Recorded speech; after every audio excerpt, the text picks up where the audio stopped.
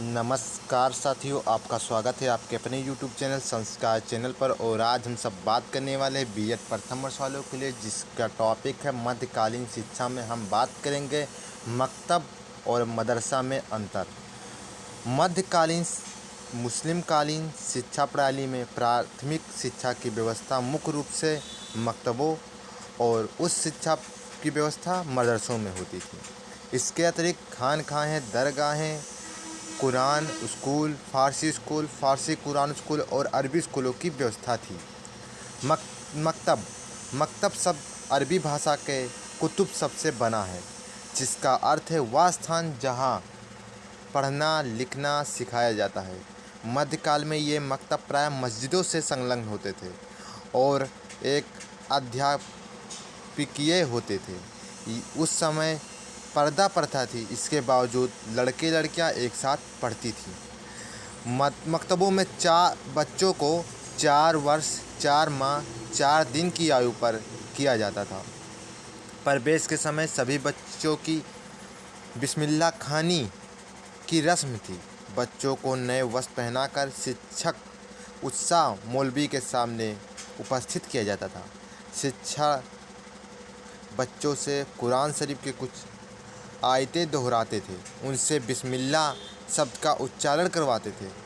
बिस्मिल्लाह शब्द का अर्थ अल्लाह के नाम पर, और इसके बाद बच्चों को मकतब से प्रवेश दिया जाता था। मकतबों में दी जाने वाली शिक्षा का पाठ्यक्रम विभिन्न प्रकार का था। साधारण बालकों के लिखना पढ़ना तथा प्रारंभिक गणित का ज्ञान कराया जाता था। सुंदर लेख पर विशेष प्रकार से बल दिया जाता था। बालकों को कुरान की कुछ आयतें कंठस्थ करनी पड़ती थी। जब बालकों को लिपि का ज्ञान हो जाता था, तब उन्हें फारसी भाषा और व्याकरण की शिक्षा दी जाती थी। बालकों को नैतिक शिक्षा प्रदान करने के लिए गुलिस्तिया और बोस्ता पढ़ाए जाते थे। इसके अतिरिक्त पैगंबर की कथाएँ, फ़कीरों की कहानियाँ तथा फारसी कवियों की कविताओं का ज्ञान कराया जाता था।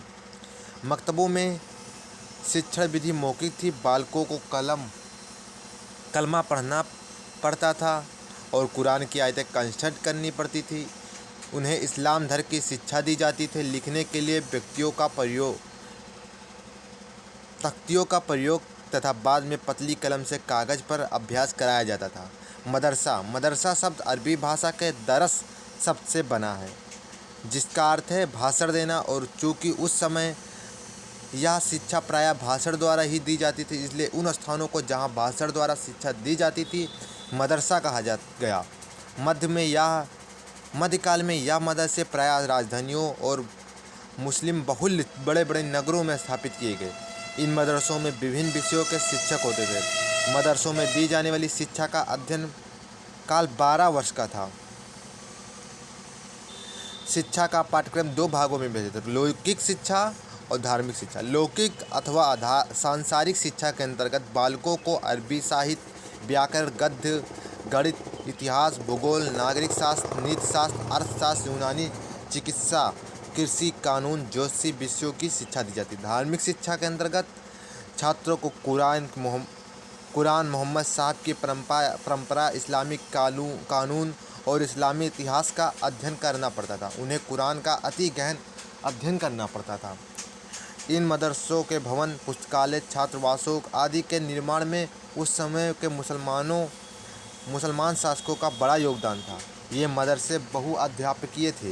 इनके अध्यापकों को उच्च वेतन दिया जाता था। अगर आप सभी को हमारा चैनल अच्छा लगा तो प्लीज़ लाइक, सब्सक्राइब और शेयर कीजिए। हम आपके लिए डेली क्लास आते रहेंगे। Thanks for watching.